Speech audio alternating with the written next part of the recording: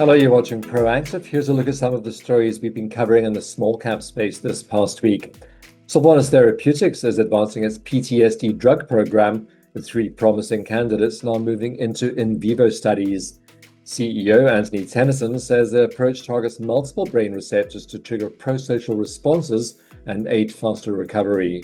And so that's what we're seeking to do, which is to develop a series of candidates that elicit those prosocial responses and enable people to potentially recover more effectively and more rapidly. Ixico secured 2 new contracts in Alzheimer's disease and Friedreich's ataxia. The deals include 6 years of advanced imaging services for a US biotech developing a treatment for the rare disorder.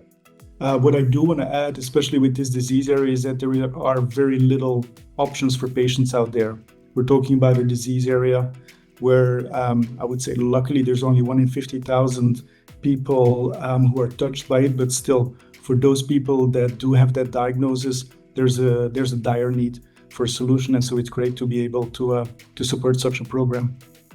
Life Science Technologies has swung to its first interim operating profit, helped by stronger margins in PFP and AgTech.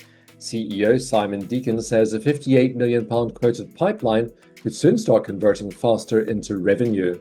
The most important thing has been partnering with customers who've got a portfolio of properties, or in AgTech, partnering with people who put in the infrastructure so we can put in our technology. And we're doing that across the board and converting that £58 million quoted pipeline every day. And I think you'll see a lot of movement coming up in the next half year in AgTech and also in passive fire protection as that conversion continues. On to crypto news. Coincilium says its treasury arm Forza plans to continue to grow its Bitcoin holdings, now at 182 Bitcoin. Chair Malcolm Pallay says Bitcoin is being treated as a long-term digital commodity and not a speculative asset. There's a top 100 list of Bitcoin treasury companies, and Coincilium sits at 70 with 182 Bitcoin, and the top 100 hold, I think, 950,000 Bitcoin collectively.